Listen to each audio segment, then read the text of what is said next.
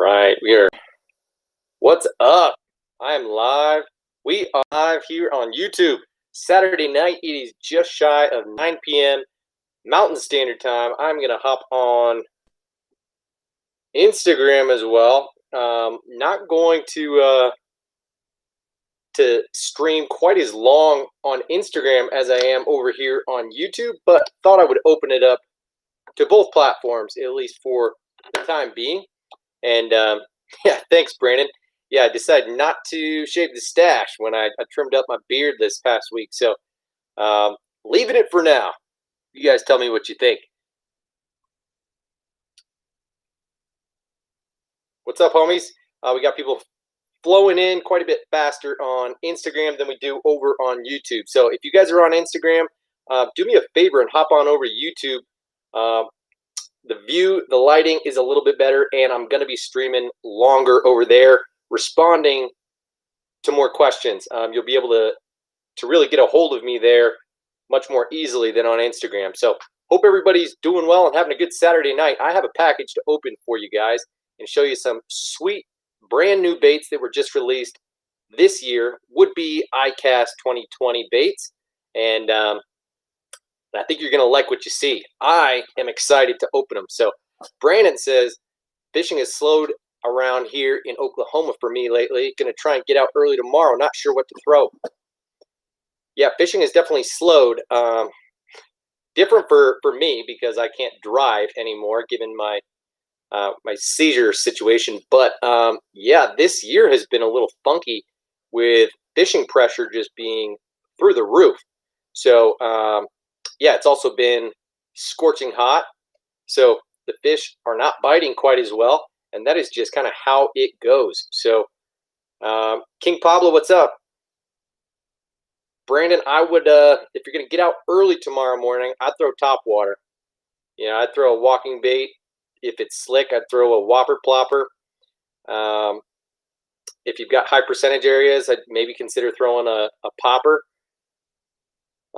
If you've got thicker cover, I'd throw a frog. But otherwise, make sure you bring, like, you know, soft plastic stick baits and maybe a shaky head, stuff that you can work slow off the bottom. A jig might be a good option.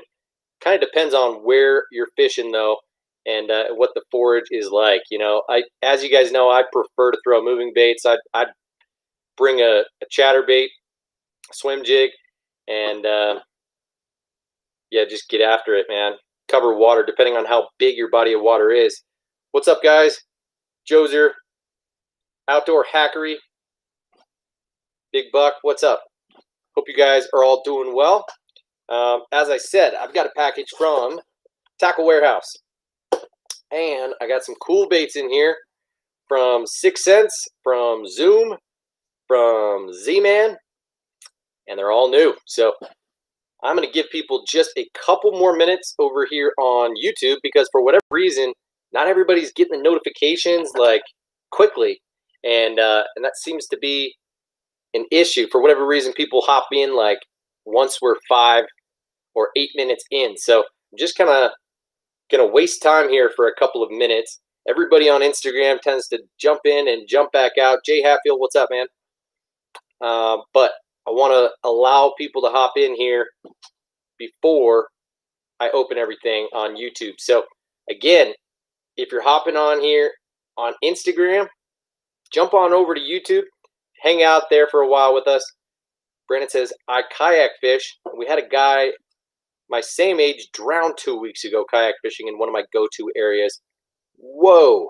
So guys, always wear PF yaks. Yeah, I think you should no matter what for safety reasons, but that is super sad and unfortunate to hear that a guy your age just drowned 2 weeks ago while kayak fishing.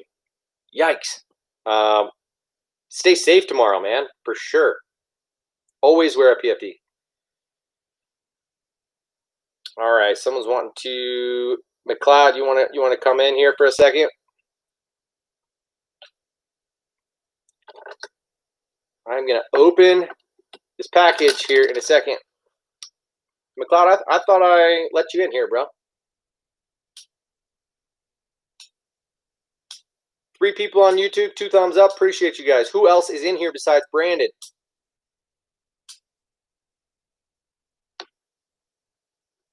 Josh Miller, what's up, man?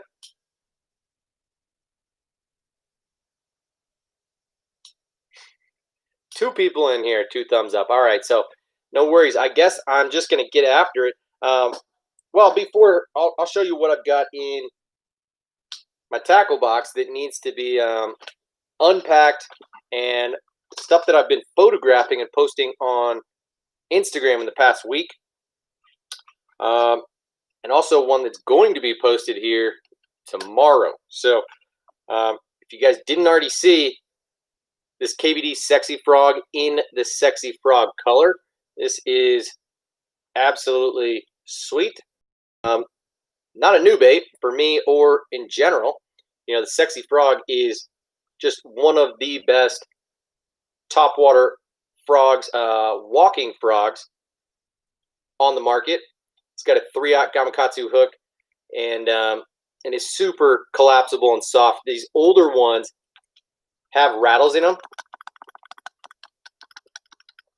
and I don't know why they stopped producing them with the rattles internally, but either way, this is a frog where the hooks sit perfectly flush to the body, and I absolutely love that about this frog. So on a separate note, I also ordered 2 of one of my favorite popping frogs, the Spro Bronzeye popping frog, off of Omnia Fishing. I'm not sure if you guys know Omnia Fishing very well. Great place to buy tackle online if you're not going to shop at Discount Tackle. But they've got a sale going on this weekend, part of Labor Day, where you can save 20% off of all soft plastics. For whatever reason, they include frogs in their soft plastics category. So I ordered a couple frogs and like a dozen packs of soft plastics for just over $50. So pretty pumped about that. And yeah, check out this brand new bait that I just posted a picture of today. This is the new Rapala Wrap V. This is a hybrid lure, multi-species, multi-purpose. As you can tell, it resembles a blade bait more than anything because it's got the 2 holes, the line ties, where you can move this clip forward and it will tilt the bait forward and it will rattle and fish just like a traditional lipless crankbait. But if you leave the line tie on the rear, right in the middle of the bait, this thing will fall and flutter straight down, and it makes for a perfect vertical jigging bait. Great for ice fishing, great for yo-yoing off the bottom. So this bait is one that you can use kind of for multiple purposes. You can use it to cover water and find the fish, and then once you find them, you can stay on top of them and clean up just by vertically jigging, especially if the bass are suspended. So what's up, guys? Smacking Bass, how you doing tonight, man? Jack Reed, appreciate the compliment on the stash. I am not much of a mustache guy, but thought I would kind of play a joke on my wife this past week, and I have just kind of kept it on. And yeah, I might leave it on for a little bit longer if I can get away with it. You know, my wife's gonna force me to cut my hair here pretty soon because it's starting to flow. And you know, way back when I had a long curly do. I even had dreadlocks for a short period of time about 10 years ago, but I don't think my wife will let me get away with that. So Darren, what's up, bro? How are you guys doing tonight? There are 8 people here now on YouTube. I don't know why it takes people about 10 minutes to get in here, but hope y'all are doing well. 6 thumbs up. Appreciate you guys. Russ Dennis, what is up, dude? Ryan, what's up? What's up? McLeod, bro, let me try and let you in here. I tried before, but you got to get in here.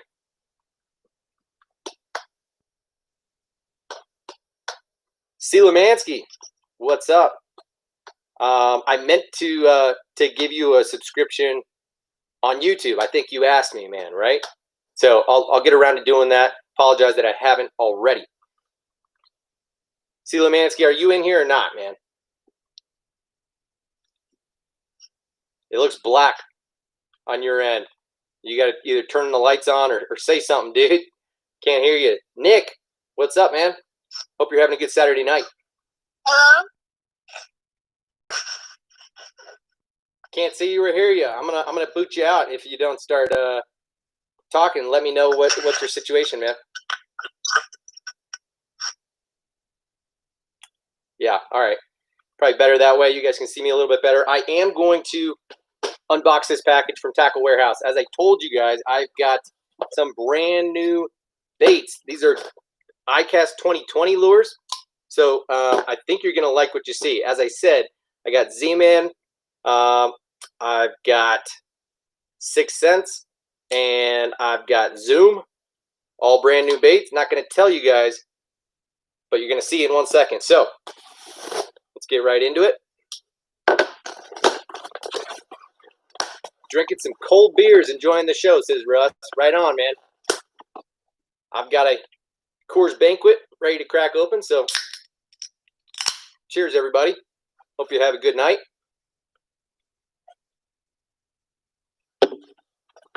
Aw, shoot. Okay, guys. This is just going to be a good unboxing straight up. I am going to make it relatively swift if I can. Straight off the top, we got one of the brand new 6 Sense Vega frogs. I only ordered one of these, and they've only got it in one size as of right now. This is the 70 size, and it's a poppin' frog, and it's pretty wicked. I got this in the, I think they call it Black Magic color. It's a black and blue frog, just pure black bottom, blue bottom as well. So first things that I noticed about this frog are, one, super soft. Love that. The legs stick out a little bit further behind the hook than would be typical. And these hooks are pointed up a bit more than would be standard straight out of the pack. So I know a lot of people would be a big fan of that, but it makes me curious because I recently watched that Todd Castledine video where he was talking about the different Strike King frogs and why he specifically wants more of a straight shank hook and not a hook that's turned up, or specifically mentioned he does not bend the hooks up on any of his frogs. So pretty interesting to see that these hooks are already turned up. The hookup ratio has got to be pretty decent on these frogs. So excited to have this, but for 12 or 13 bucks that they retail for, it is a relatively expensive frog. So I'm excited to put this to work and see how it performs. What you'll notice is the face is completely black as well. So this is stealthy AF. A lot of the frogs that I've got, especially poppin' frogs, tend to have like a red or chartreuse cup. So interesting. I also think the way that they sealed the hole here is interesting, and we'll have to see how that goes. But there's also rattles inside this frog. Triple Blaze, sorry, man. I already attempted to bring somebody in live on this stream, and it didn't go quite so well. So I don't think I'm going to let you in right now, bro. I'm just going to keep on moving. Next thing here, also from 6 Sense, these are the brand new Ridge Worm. This I'm pretty excited about. Look how long this package is, because these baits are long. These come 7 to a pack, and look at that thing. Whoa. Holy hot damn. So they only had one color on Tackle Warehouse, and that is this Plum Melon Magic.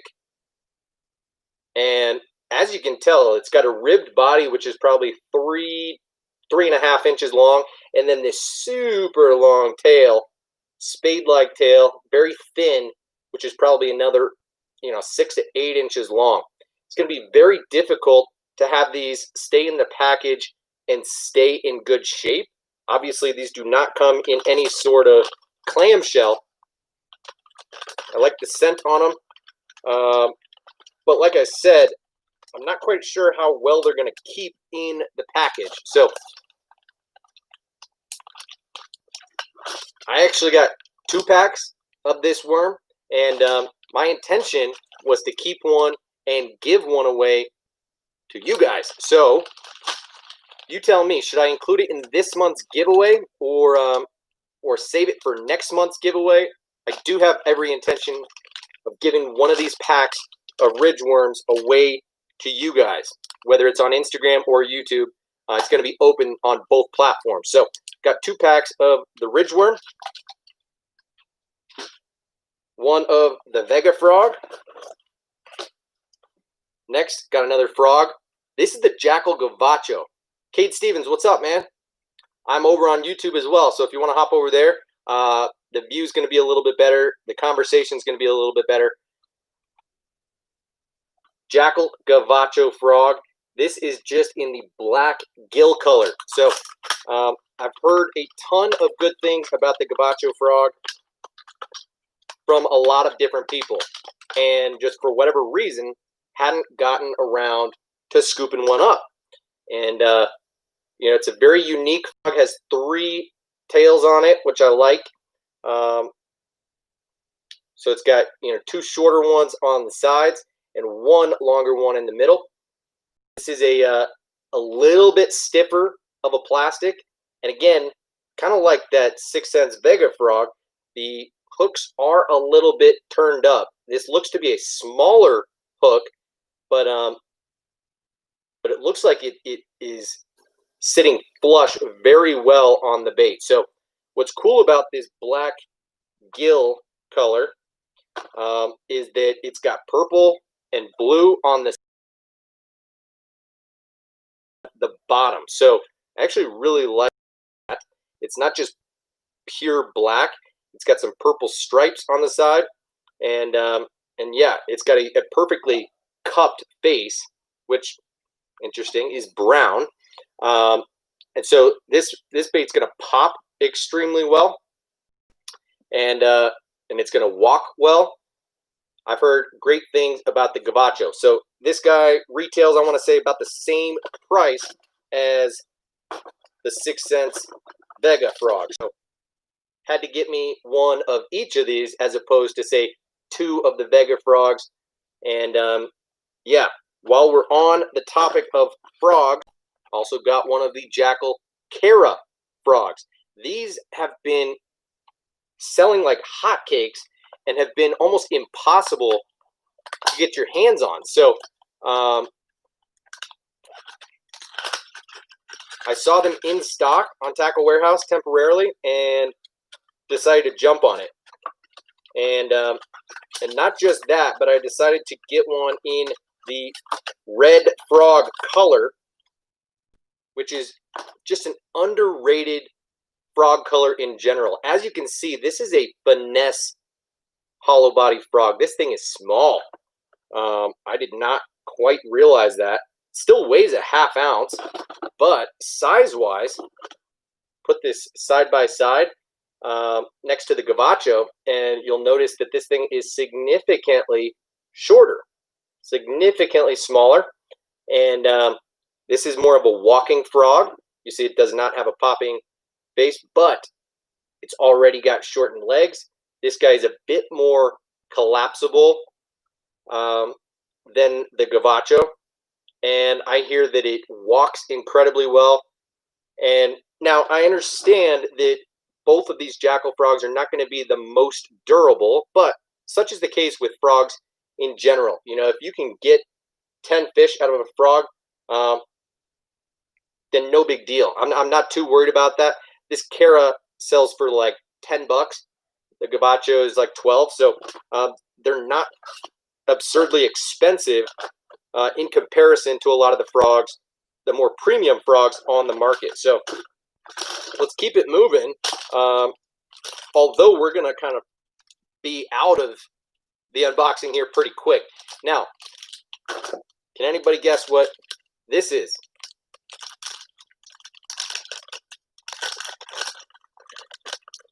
This is the brand new Zoom Magnum Ultra Vibe Speed Craw.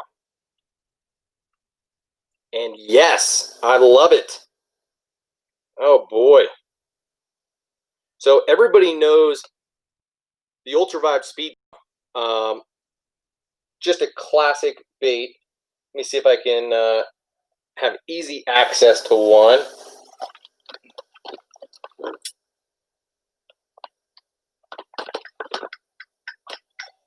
Yeah, here they are.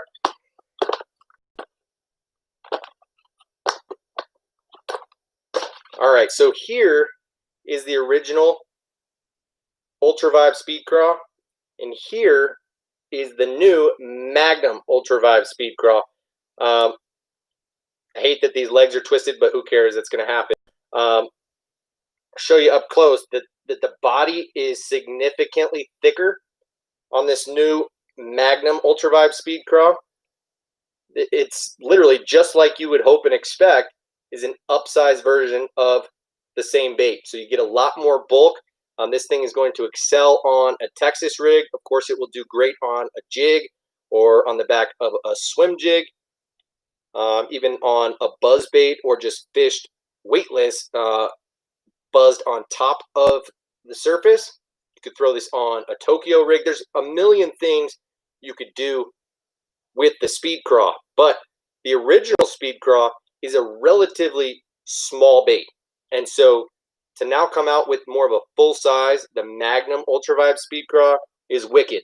I'm pumped about this, but as you can see, they really stuff them in the pack here, and I think that's what's causing them to kink up. So this one's not as kinked up, not a big deal. So I'll need to look into that after the stream and see whether it makes sense for me to store these elsewhere, like pull them out of the pack and put them in a box like I've got these ones. But as some of you guys probably know, Zoom baits, their soft plastic will warp plastic containers, whether it be Plano, Flambeau, or whatever. And that is just part of the deal. So I generally prefer to keep my Zoom soft plastics in their packages. I've got this entire container full of just Zoom soft plastics. So yeah, I used to keep a lot of my Zoom baits in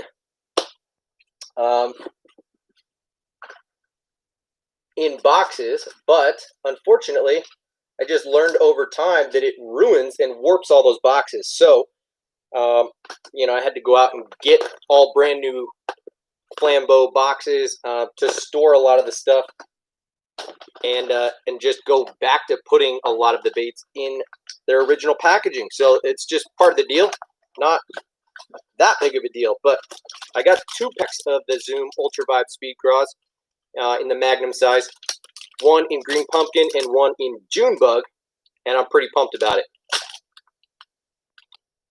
Yeah, Noah, definitely does. So just be aware of that, especially if you're storing your boxes to where they're not completely flat. If you're, you know, throwing them in your boat or throwing them in a backpack and you're going fishing, to where those boxes are laying and the baits are actually like leaning on the dividers or on the edges of the box, yeah, definitely going to warp. So just something to be aware of. So if you guys can get your hands on the Magnum Ultra Vibe Speed Craw, I would recommend doing so. Riley, what's up? How you doing tonight? I think we're all doing pretty well. Ryan, I did just get your text a few minutes ago, but I'm streaming here on Instagram, and I'm trying to hang out with you guys right now. So I will check out those photos when we get off here tonight, and I'll make sure to respond to you. But hope you had a great trip, man. Why don't you tell us about it? I understand you're still harvesting and doing work right now. So either way, we'd love to hear about your trip. I've got just 2 more baits in here, but this is like a last but not least situation. This is the brand new Jackhammer Stealth Blade. Okay. Had to get two of them. Could not help myself. Sammy, whopper plopper or buzzbait? I'm a whopper plopper guy. I am not very old-fashioned. I don't love to fish buzzbaits. That said, I've got, a handful of buzzbaits sitting right here, on the table, and I will fish buzzbaits, but I typically go with a plopper over a buzzbait the majority of the time. I just like the versatility, being able to stop and go, being able to change up the retrieve and fish it like you would a couple of different baits. So, I will pull and rip a whopper plopper. I will burn it like a buzzbait. I will do it on a stop and go retrieve when I get close to cover, and I find that I get bit just more frequently on a plopper than on a buzzbait. I also fish smaller waters, so that plays a role. Buzzbaits are great for covering water. If you're in a boat and just covering a huge stretch of bank, then buzzbait might be your better option, but I'd still probably favor the plopper. Riley says, doing good. Had a fishing meeting and getting new gear and jerseys. Right on. I am jealous. That is probably one of the best parts about starting school back up, is that you get to start fishing again for high school, huh? Good for you, Riley. Darren says, I pulled my back helping people move out of their house. Oh no, that is unfortunate. Wow. Okay, this 3/8 ounce chatterbait feels lighter. It feels smaller. I can tell you that it is smaller. And I remember Brett Height saying that in some informational videos that I was watching. This blade is not only clear and plastic, but it is small. I am surprised it's so small. So this new self-blade jackhammer is going to be stealthy for a few reasons. The blade itself is clear and plastic, though it's super strong. It's reinforced very well, and they've done a good job with it. So it should have no issues starting up and vibrating hard like you would expect out of a jackhammer. It's also got the traditional double barbed, double wire keeper, and custom paint jobs and hand-tied skirt, and everything else that you would expect out of a jackhammer, but it does have a smaller hook. I want to say this is a 3/0 lighter wire hook, and I want to say it's made by Decoy, not Gamakatsu. So interesting. It is made by Decoy. It says right here on there, and that is fascinating. So kind of surprised that Brett Height would not use Gamakatsu and would go with Decoy instead. But, whatever. That's not a big deal. It doesn't matter to me quite as much. Now, the other thing that I notice is that they're using an oval split ring attachment instead of the Decoy egg snap on the front of the blade. So this is a very interesting bait that, I hadn't actually... You can't get a feel for it until you actually have it in your hands. So let me try and show you guys up close a little bit what it looks like. That clear blade, that oval split ring. Look at how small that blade is. Let me pull out, an OG jackhammer in a similar color. I decided to get this in a clear water shad color, just because, in my opinion, that's where it's going to excel, is, clearer, more subtle colors in clear water with that clear blade. But look at this side by side.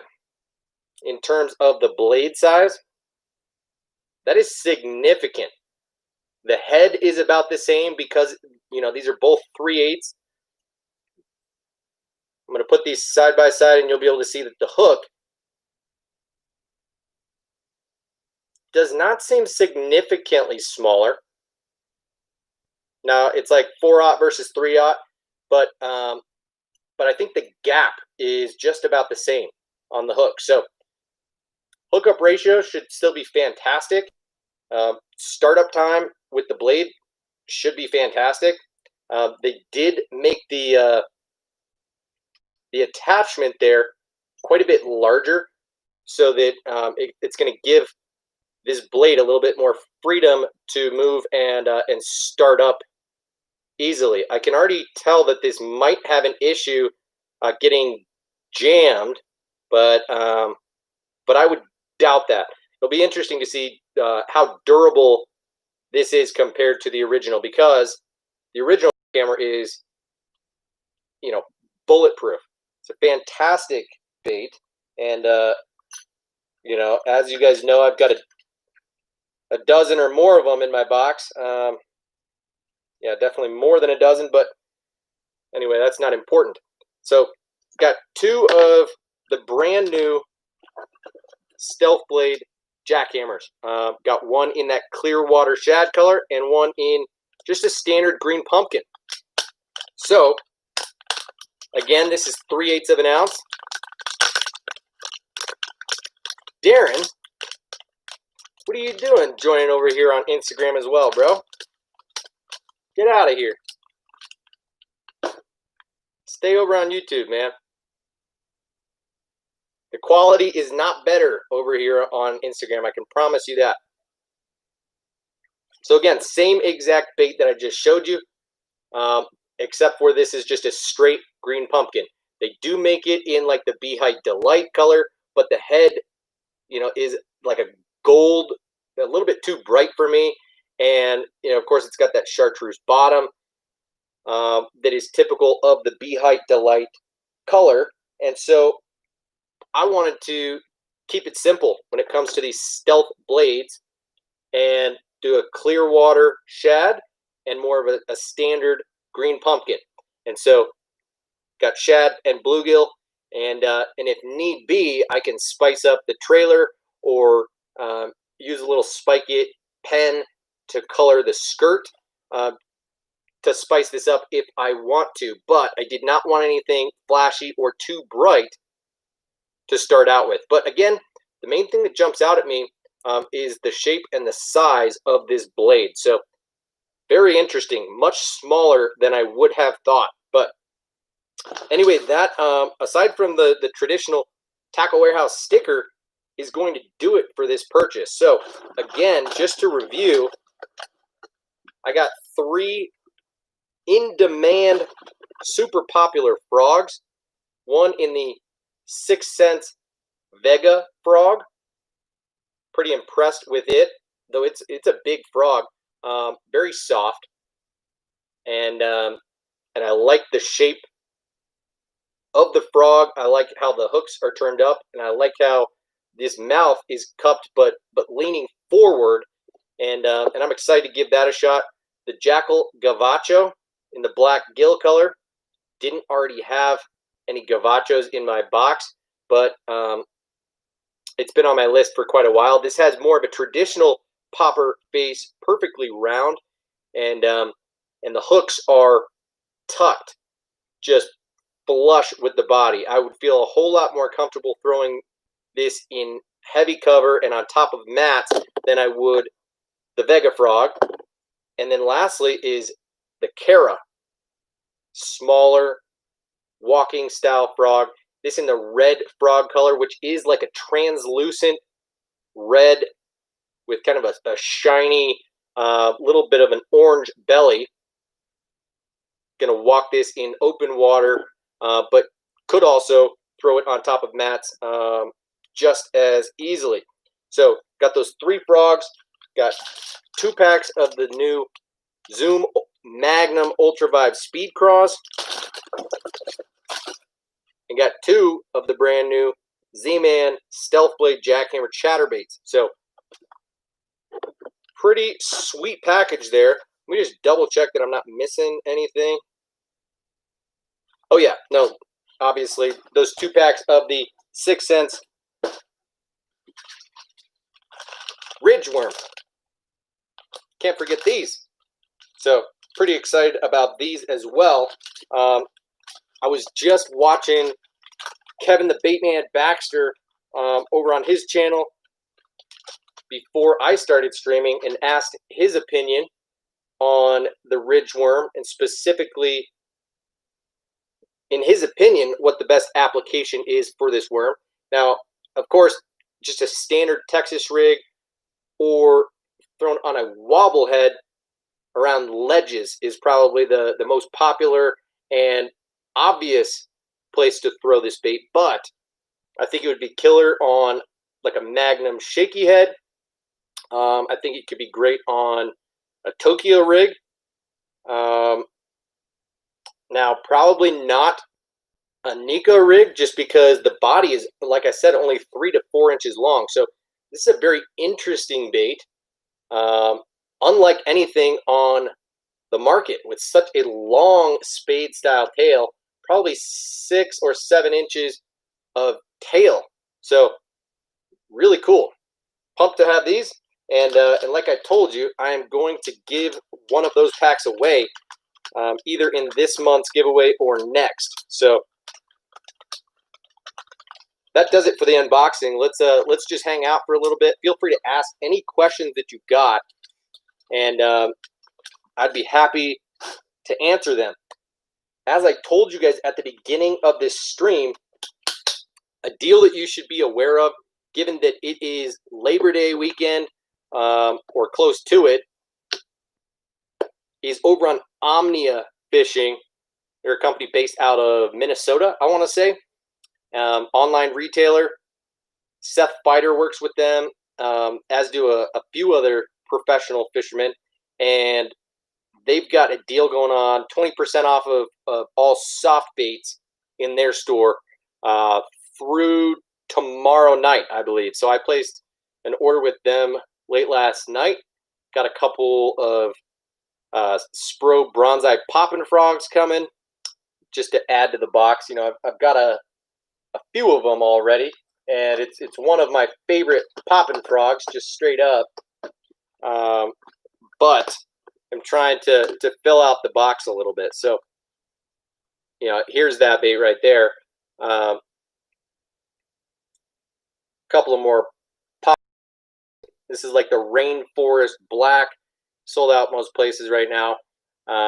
Just a very standard color. And then this one I think is called Freak. Not positive about that, but a little bit funky of a color. Has more yellow on the sides, white on bottom, but has like a mixed pattern. It's not a pure white, so has a little bit of orange on the butt. And yeah, I think these are the only 2 colors of the Bronzeye poppin' frog that I've got as of now. So I picked up a pure white one, and I think they're Killer Gill color as well, just to add to the mix. I'm also planning on getting another one of these frogs in next month's unboxing over on Discount Tackle, and that's the Evergreen Soft Shell. This is essentially the Shower Blows topwater walking bait put into a frog with a fur tail. So not going to say much more about that. Let me answer some questions. Riley says, what are good size weighted hooks for a giant TRD? There is one specifically, Riley. If you don't know about it, you need it. And that is the Mag Shrooms jig head from Z-Man. So it's a must-have. Let me see if I know I've got one sitting around here, like handy, but where the heck is it? Well, this one's rigged on the 9-inch grubs, but I can just pull this right off for you and show it to you if I don't have. They're not in my standard Ned rig box right now. I can't remember where I put the giant TRDs. You know, I've got my giant TRDs here, but this is called the Mag Shrooms jig head. And just like the finesse shrooms and the power finesse shrooms, this is a mushroom style jig head, but it comes with a 6/0 hook on it. And they make it in a weedless and a non-weedless version. This is the weedless. This weed guard is coming loose. I already lost one of the 2 strands. So this is not the greatest example, but these are the hooks made for the giant TRD. So you need to get this. This is the best option for you. But of course, you know, you can use kind of anything. You could use a 5 or 6/0. You know, I'd use like a 6/0 Gamakatsu Monster EWG hook. That's a good one. Or you could use like a 5 or 6/0 you know, Trocar flipping hook, that TK130 hook. So those would probably be my 3 recommendations, but they're all going to fish a little bit differently. So typically speaking, you're going to fish the giant TRD like you would a Ned rig or a shaky head style bait, and you're going to let it fall to bottom and stand straight up, do its thing, work it slowly along bottom, maybe kind of pull it or swim it slowly along bottom before stopping it, and that thing is going to stand straight back up for you. So mushroom style jig head is going to be your best option, but of course you could throw an EWG style hook with, you know, a pegged Texas rig, and that thing will still stand up for you. The bait is super buoyant, and like I said, you could throw it on a flipping setup and throw like a just got those, haven't gotten hooks. Also, have you heard from Ray or BJ?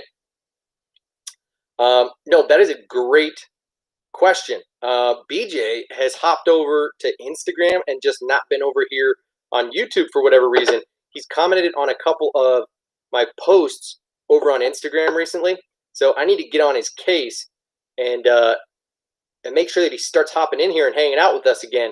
Ray, on the other hand, I heard from him, I don't know, a few weeks ago, and he's got something going on in his personal life to where he's just not quite ready to come, you know, shoot the shit and hang out with us and have a gay old time. So I can't quite tell you what's going on, and it's not my business to do so anyway, even if I knew. So, yeah.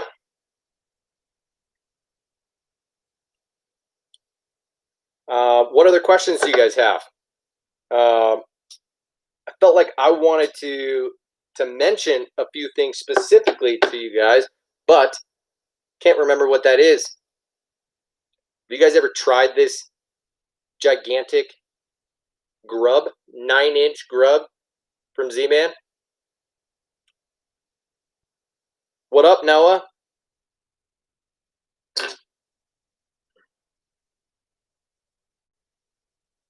It's a good bait, man. Ask some questions, homies.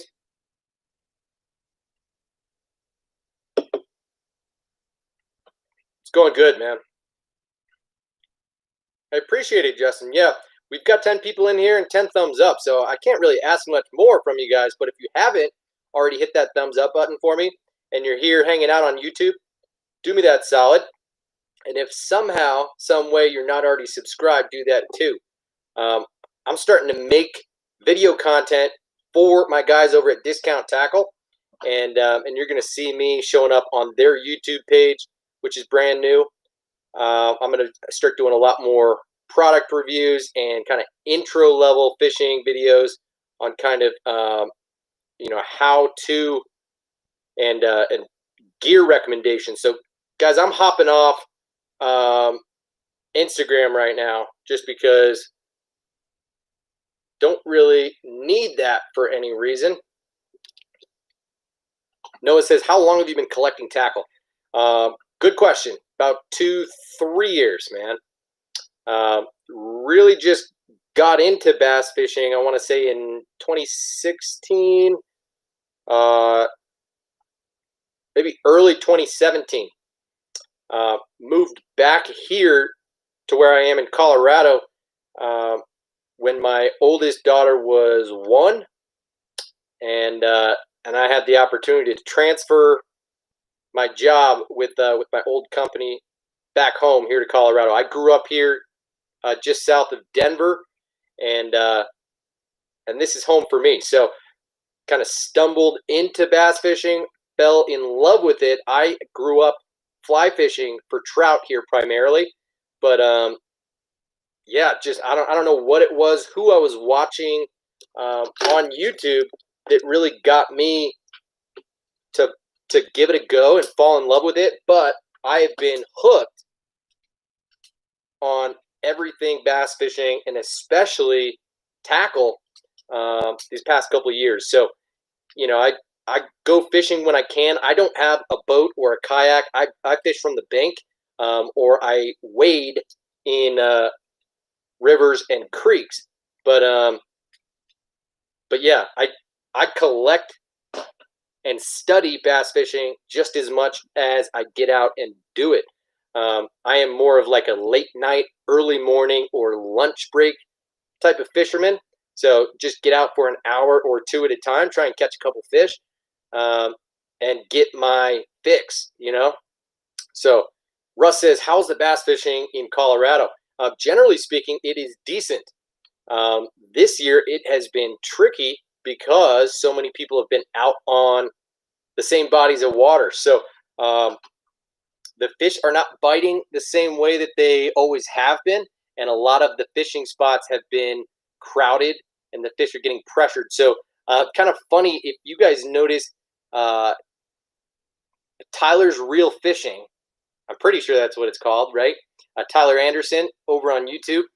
Uh, he's made a couple parody videos over the years and just released a new YouTube video like today. It's a parody of that 21 Pilots Stressed Out song, and it's called Fished Out, and it literally makes perfect sense that all the places that last year, the year before, would have been kind of secret spots or your go-to place to always be able to go catch a couple fish, are now fished out. Those fish are educated more than ever, and you're having to evolve your techniques, your presentations, and try to find new bodies of water. So yeah, it's gotten a little weird, I'll say. But generally speaking, the bass fishing in Colorado is pretty good. A big fish here, in terms of a bass, would be about a 4-pounder. So there aren't a lot of mondos here. Of course, there are 6, 7, 8-pounders, no problem. There are a couple of fisheries here in my area where there are some giant smallmouth. The state record was caught here, not too far away from me, Aurora Reservoir, with like a 7.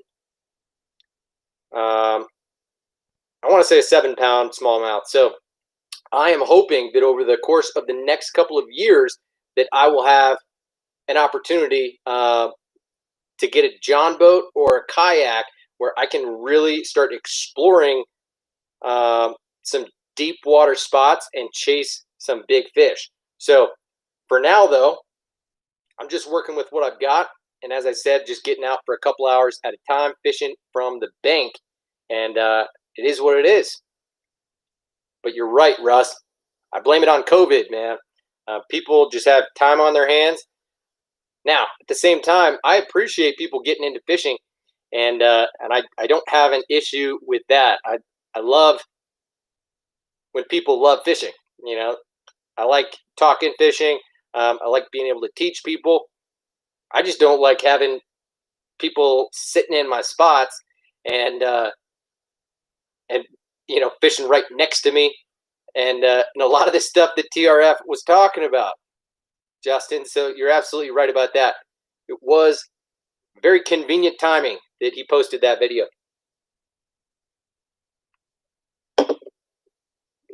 What other questions you got? Noah says, watching from Coleman, Alabama, home of Jordan Lee. Right on, man. Jordan Lee is a monster. And if you guys remember last week in my unboxing, picked up one of the Berkeley Jaywalker, which is a Jordan Lee designed bait. And I haven't fished it yet.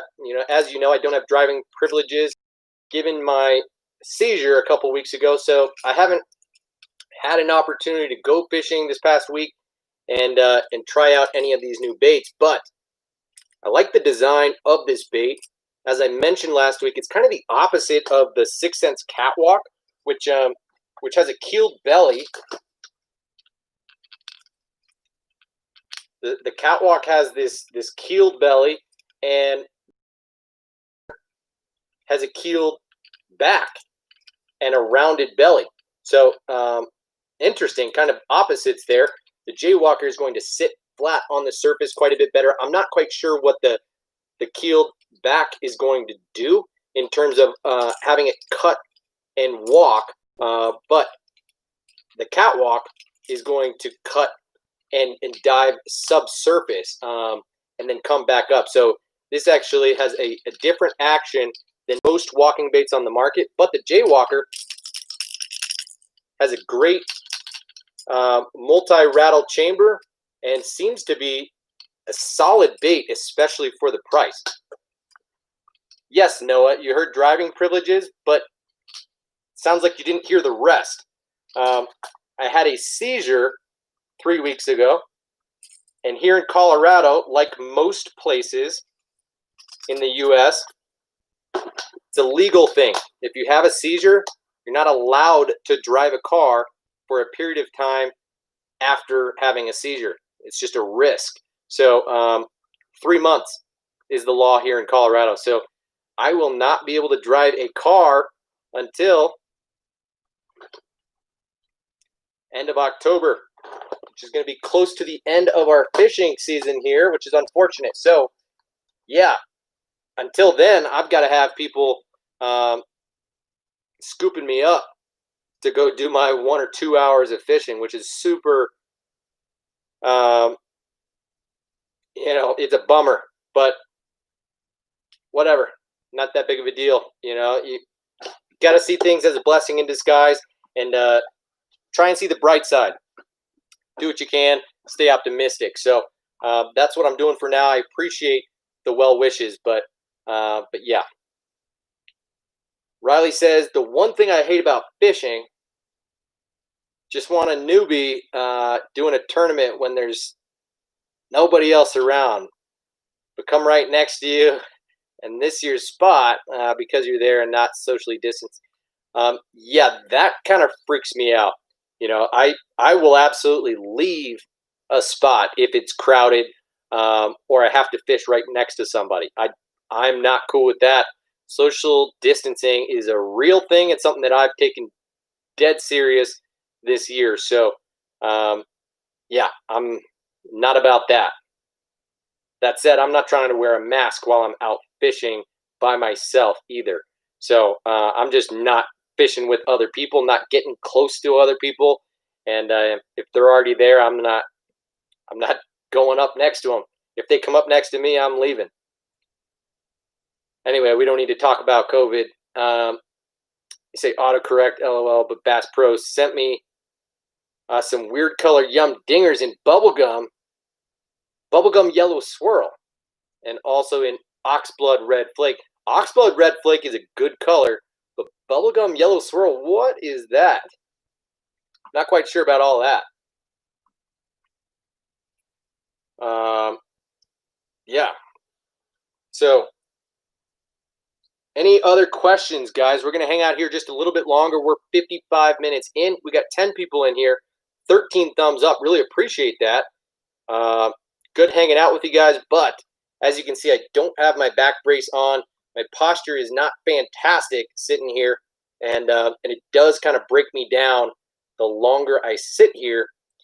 I do get sore. So, I've been alone with my daughters, last night, all day today, and will be all day tomorrow because my wife is working. So I need to stay somewhat fresh and try and get some good rest that is one of the things that I'm trying to make lifestyle changes about is rest and diet changes, stress reduction, trying to increase my physical activity and exercise in general as much as possible. Though I do have that compression fracture in the middle of my back still, so not very easy for me to do a lot of running or high impact exercise because that will hurt. But I've been doing a fair amount of swimming and walking. I'm going to start doing more rollerblading and potentially riding a bike. I've also got that ski trainer machine down here in the basement. So anyway, any questions?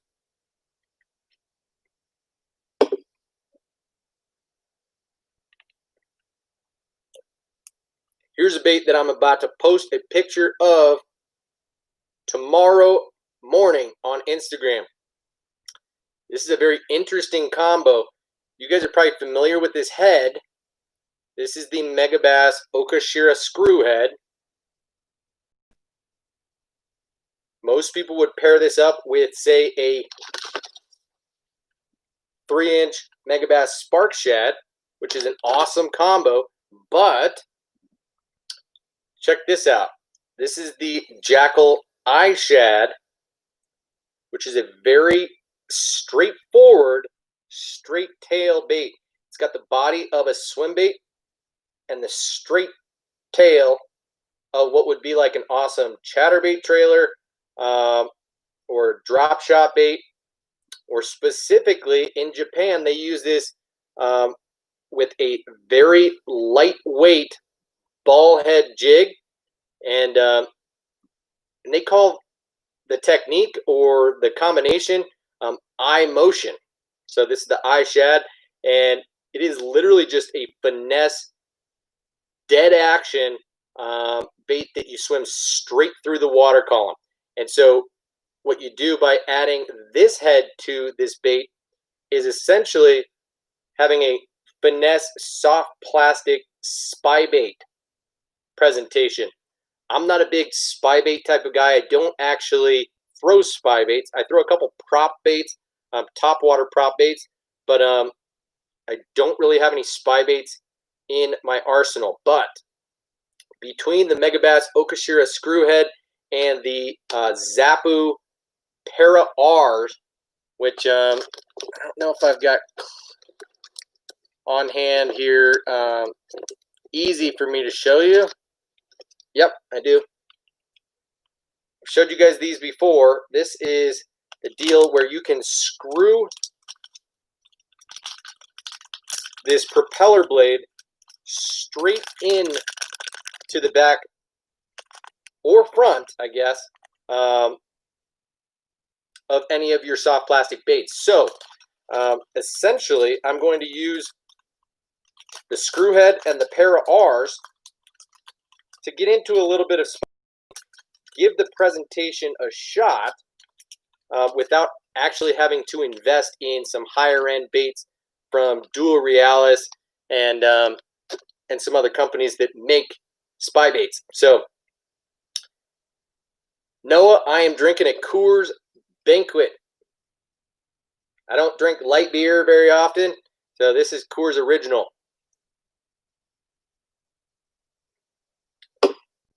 Noah says, any experience with the Storm glide baits? Yes, sir. It's a good bait, man.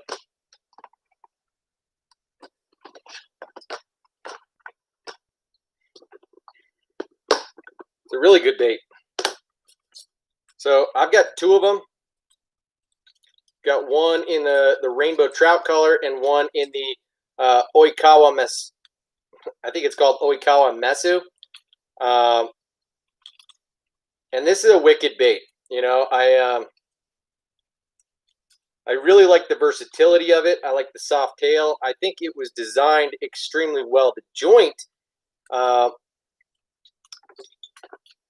is pretty aggressive. So when you compare it to, say, a River to Sea S Waver, for example, it's it's closer to the S-Waver 200 in size.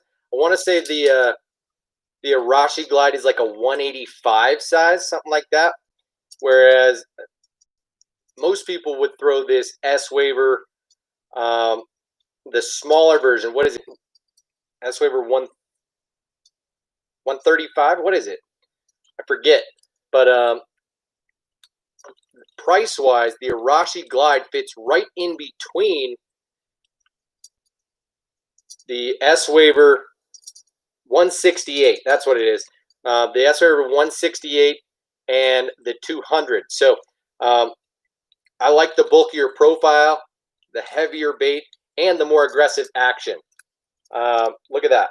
So when I tilt them, just so you can see, I have not filed down the S-Waver at all, but you can see the joint is a bit tighter on the S-Waver than it is on the Arashi. So the Arashi has a wider glide, a more aggressive action, can be worked a bit more aggressively, and I like it quite a lot. So especially for the price, man, it's a good one.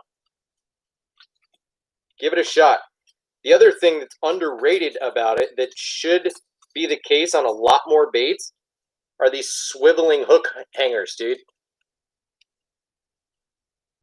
Really prevents the fish from being able to throw the bait, and that is huge. So the S-Waver doesn't have that. You know, the Savage Gear glide bait does not have that. I assume the Molix or Molix glide bait, which I'm interested in picking up, I assume it does not have swiveling hook hangers. So anyway, something to keep in mind. I would recommend that you do check it out, man. No, it's a good bait for the price. That's my whole point. If you look at the S-Waver 200, you're going to pay $45 for it. And I want to say the Arashi Glide is closer to $30, maybe 35. But get one. Any other questions, guys? I can't remember what it is that I wanted to talk to you about. I was going to show you a couple of riggings, but perhaps not tonight. I guess we could talk about the giveaway a little bit. Yeah, Noah, it's a huge deal, man. It's just something that's really underrated and underdone as well. Are those hook hangers? You know, especially on a big, bulky bait like that. You know, you're not always getting fish that are wolfing the bait. They're not always going to get it so well. So it's entirely possible that you're going to hook them on one of the two trebles that you got. And guess what happens when you're fighting the fish and he has a chance to shake? He's going to throw the bait a lot. So just keep that in mind. It's one of those presentations, one of those baits that when you hook them, you want to just horse them in all the way and get them onto the bank, in the boat, wherever you are. And having those swiveling hook hangers will not just give you peace of mind, but will land more fish. And that feature alone makes it well worth the price. And in my opinion, way more worth the price than, say, the S-Waver 200.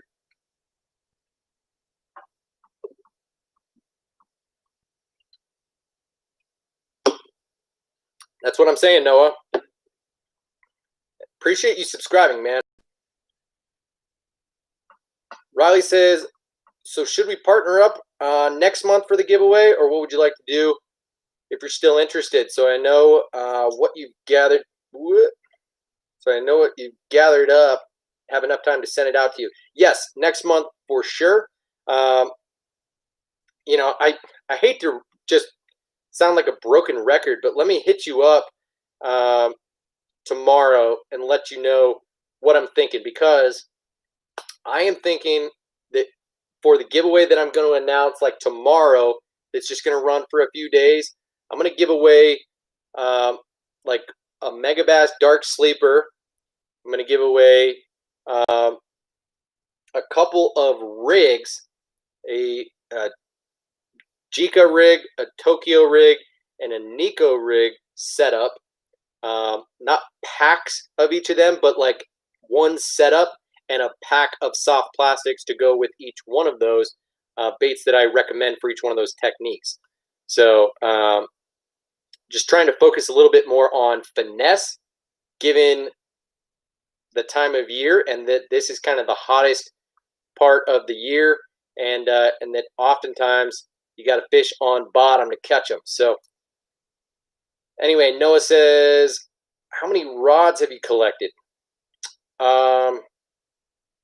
At this point, I've got about a dozen setups in my arsenal, but on the average, I'll bring 3 to 5 per, with me per outing. Usually, it's kind of one spinning and a few bait casters, but yeah, unfortunately, I've got too many at this point. But I've gotten a bit into technique-specific setups, so yeah, I've got maybe 4 or 5 spinning setups, and then maybe a half a dozen or so, maybe 7 bait caster setups, just all for different techniques, right? So I've got a chatterbait specific setup. I've got a cranking specific setup. I've got a topwater specific setup. I've got a swim bait specific setup. I've got a flipping stick. I've got a few kind of multi-purpose, medium heavy, do everything setups, and then I've got a drop shot setup. I've got a couple multi-purpose spinning rods, and that's sad. But yeah, whatever you felt like doing for the giveaway, like I mentioned. Yeah, I did get a message from William asking if I had tried out the lure that he made for me, and unfortunately, I have not. I did respond to him, so thank you for giving me the update on his situation. That is really sad to hear. I know that there's been some crazy storms over the past month across the nation. Some people in the Midwest had some crazy storms, and then obviously a lot of people on kind of the Gulf Coast are struggling right now. So Riley says, I may or may not have gotten a new rod and reel combo. Woo! Oh, that you didn't tell your partner. That's hilarious. Well, why don't you tell me what'd you get it for? Anything specific, or was it an impulse purchase that you were excited about? What kind of setup is it, Riley?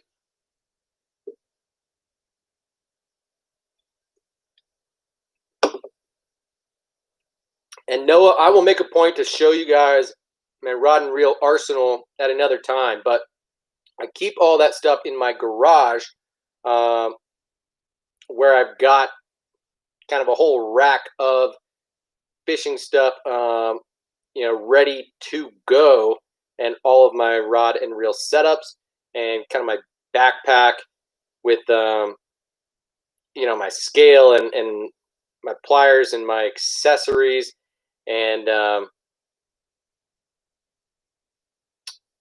yeah, so I keep my baits down here, and I keep everything else out in the garage a little bit easier to access.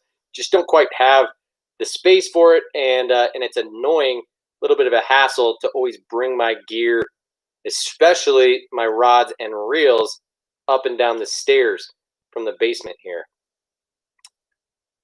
Riley says, yeah, we had a Cat 4 hurricane down here, hit pretty hard.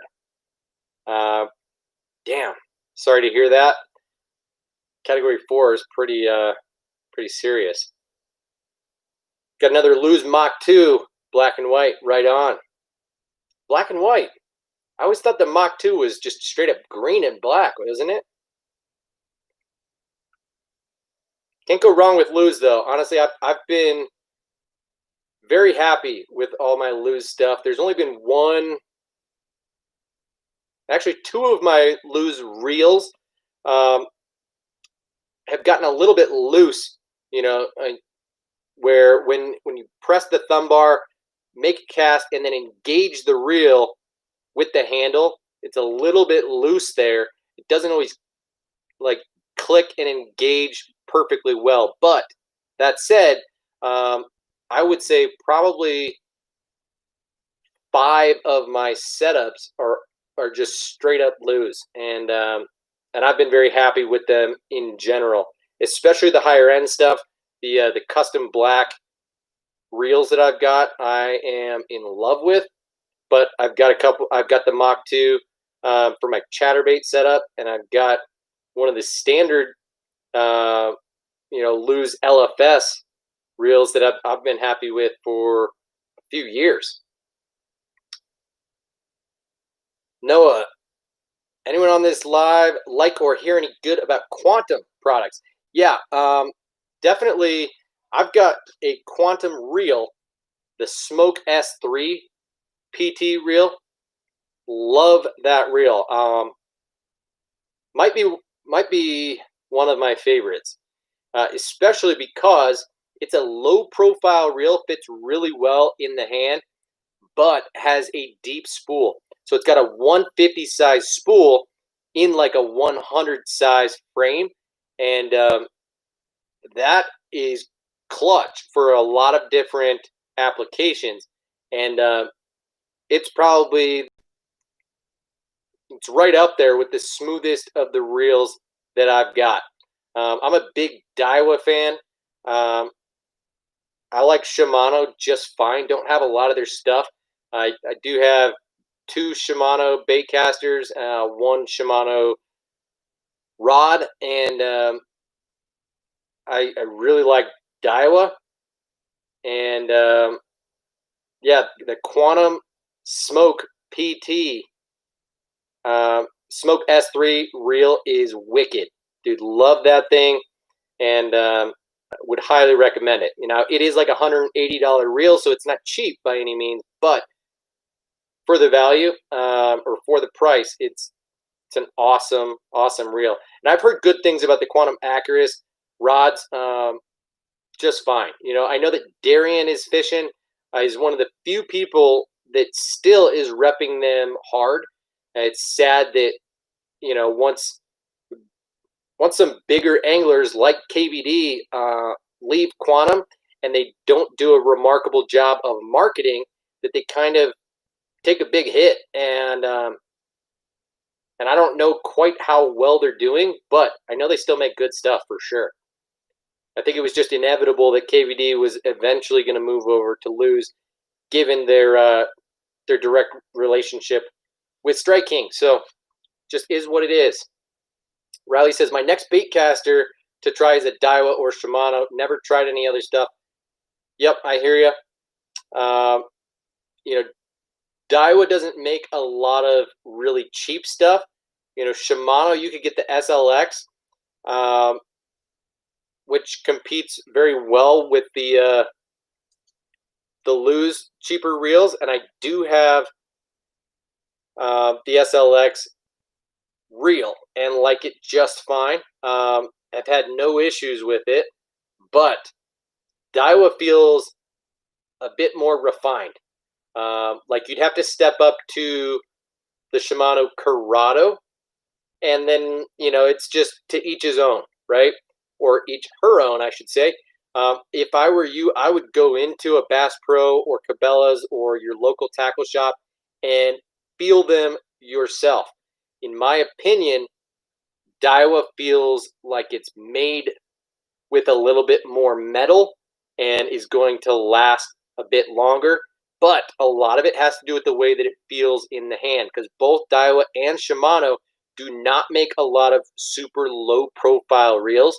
And that's one thing that Lose does remarkably well, is that most of their reels are low profile, which appeals to mass audiences very well. And me too. I don't have massive hands, and I love to be able to palm a reel. And so, I've got the Daiwa Tatula SV reel, which is like a medium size. I use it for cranking those, so I don't feel like I need it to be super low profile. I like it a lot, especially in that 6:3-to-1 gear ratio. And then aside from the Shimano SLX, I have the Shimano Tranks as like my heavier swim bait setup. and that's a big reel, heavy duty, expensive, really well made. The other Daiwa that I have is the Tatula.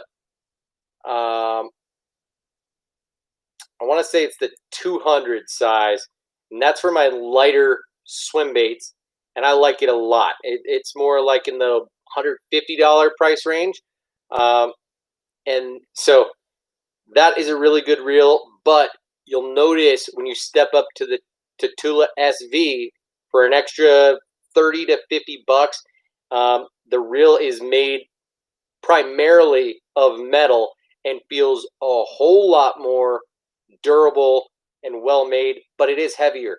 So again, it's all personal preference in terms of what you like, in terms of feel in your hand and build quality. Lose feels a little bit more plasticky and feels small in the hand, but don't tend to have many issues when it comes to durability. So do what you want. Noah says, I feel like the reason for him leaving is because of Strike King. Yes, as I said, it was inevitable because Strike King and Lose are a part of the same conglomerate. So it was almost unavoidable. The incentives and I think Strike King probably forced his hand a little bit, but I'm sure he also is getting paid extremely well. And I know that he's also had a lot of flexibility in being able to design brand new reels that Lose did not already make. So KVD can do whatever he wants. And, that Smoke S3 reel was one that he was super proud of because, like the Tatula SV and a few other reels on the market, the braking system is incredible to where when you tune that reel just right, it is almost impossible to backlash. And so I know he's trying to work on the same type of stuff with Lose, and it'll be interesting to see just where the intersection is between them trying to market to the mass audiences and to a lower price point demographic versus high quality and what KVD demands in his day-to-day operations and tournament fishing. So it'll be really interesting to see what he fishes with that Lose makes. It's entirely possible that he'll be just throwing the Hyper Mag and some of the very high-end stuff that Lose makes, and not so much like the KVD branded reels that they're going to start selling that'll be $100 to $150 or something like that. But I don't know.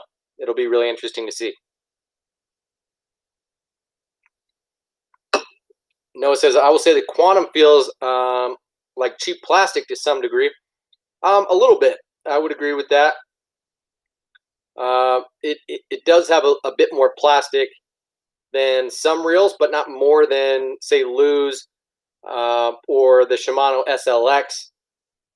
But that deep spool and the braking system and just how well you can tune the reel is second to none. Beats the shit out of those other ones that I just mentioned. So Noah says, I have giant hands and wear a size 15 shoe, so I'm a bigger guy that likes bigger reels. Dang, son. Wow. Big man. Yeah, look at the Daiwa Tatula SV. Killer reel, dude. Riley says, same. I played football in middle school, so I have big hands, and that's a problem at times. Well, sorry, guys. I don't have giant hands and can't quite relate.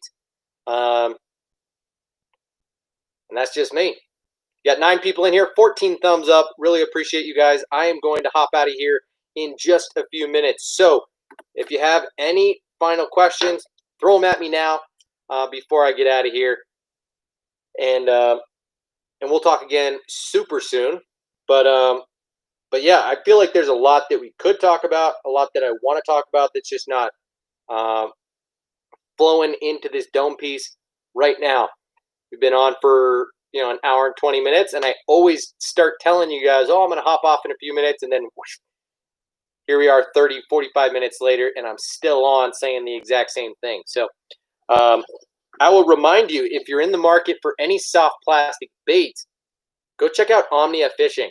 I'll tell you right now what I picked up last night and have coming my way, even though I'm going to unbox it for you here this upcoming week, probably next weekend.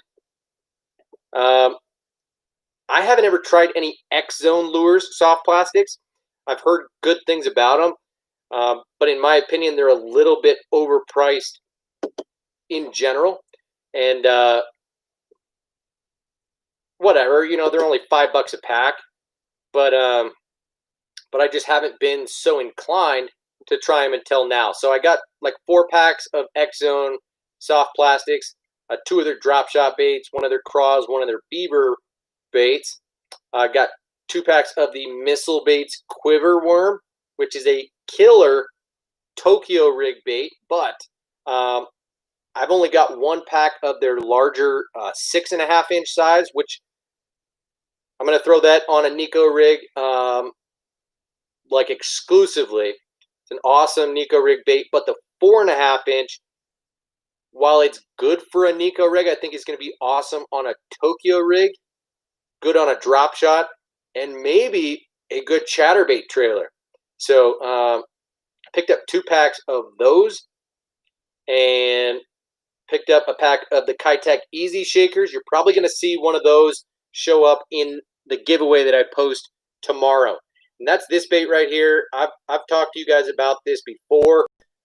Here I've got it rigged on a shaky head, but what makes this bait sweet is that it has a neutral buoyancy.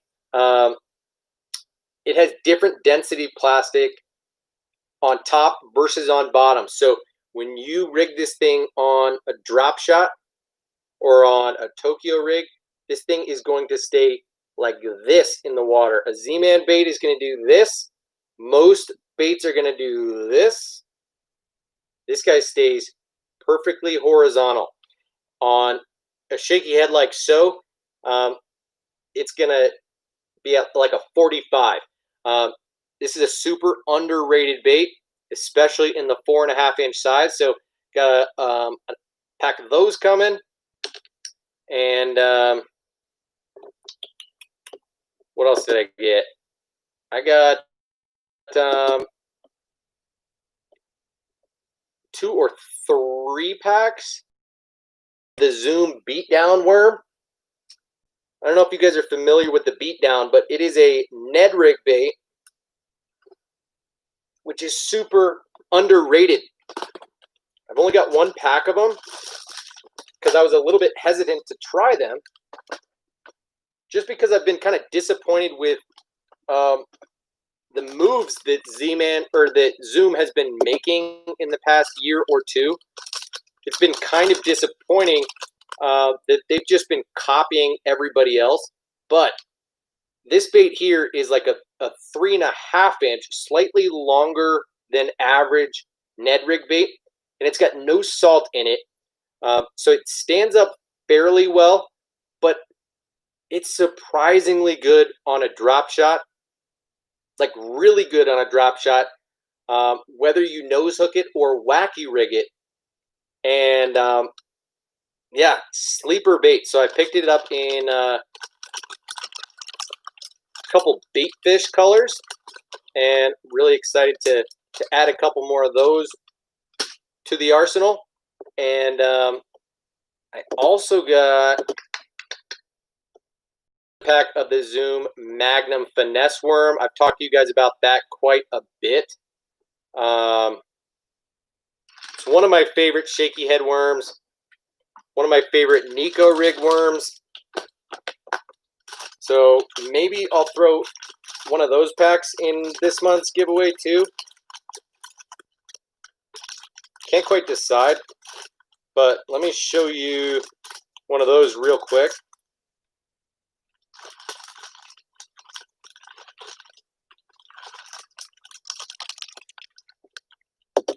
I've already got a handful of packs of these, but this guy's about twice as thick as the standard Zoom finesse worm. Really fat worm.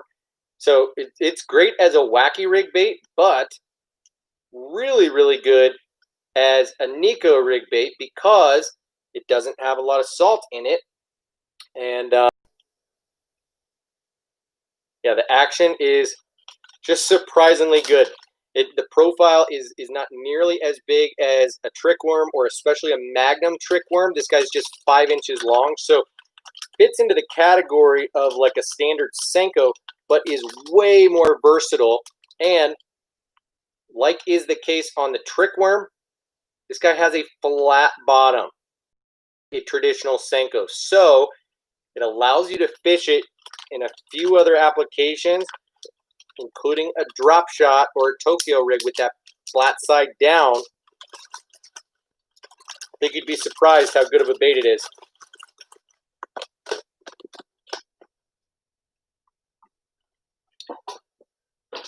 Riley says, let me know if you want some Berkeley Max scent because I have a huge box full of them and they always smell fresh.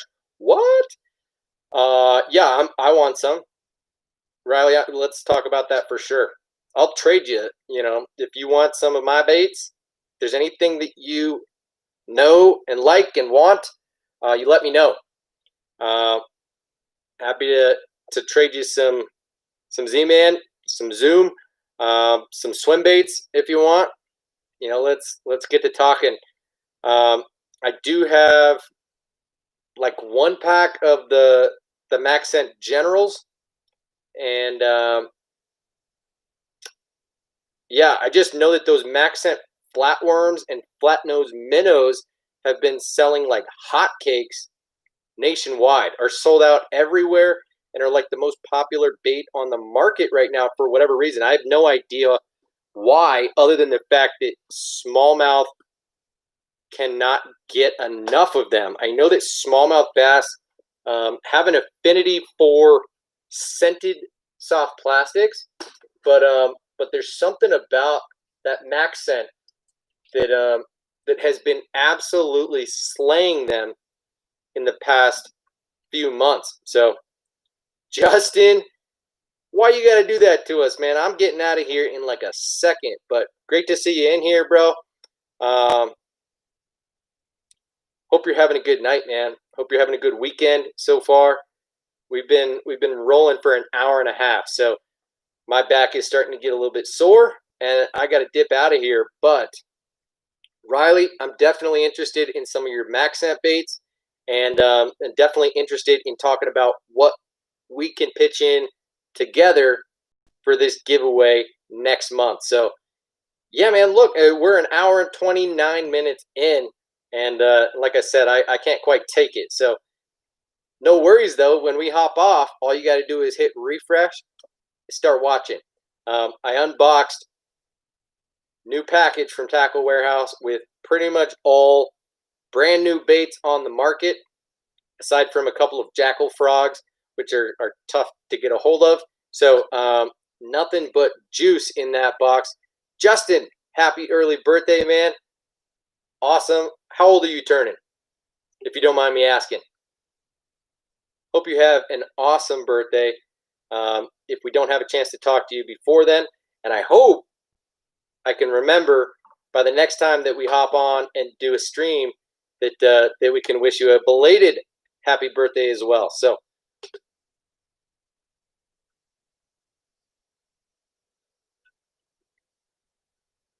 one more reason to be done streaming as I just crushed that beer.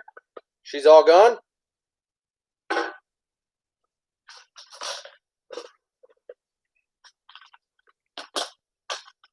But yeah, guys, look out for the giveaway that I'm about to post. It's going to be a cool one. It's going to be the Jika rig, which, as you can see, is like a leaderless drop shot type of deal. I'm going to throw a Tokyo rig in there. Probably one with dual opposing weights and a smaller hook on there. One more like I've got this tube rigged on. And I'm going to throw in a little Nico rig setup for you guys. And yeah, it should be a good little giveaway in addition to a Megabass Dark Sleeper.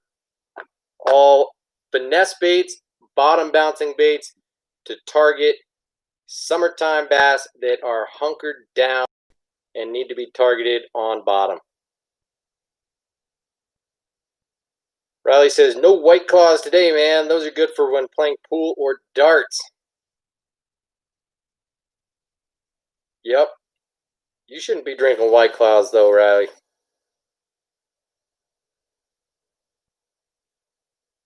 And pool is fun, for sure. I grew up playing a lot of pool and ping pong. We had one of those convertible tables where we'd be able to put, you know, the ping pong table or the board on top of the pool table and play some ping pong. So yeah, I definitely dig a little bit of pool and ping pong. Darts are sweet as well. My brother actually studied abroad at Oxford during college, and over there in England, they are crazy about darts. So my brother played on the Oxford, would be out there throwing darts. He's got a special case of darts and everything. Pretty funny.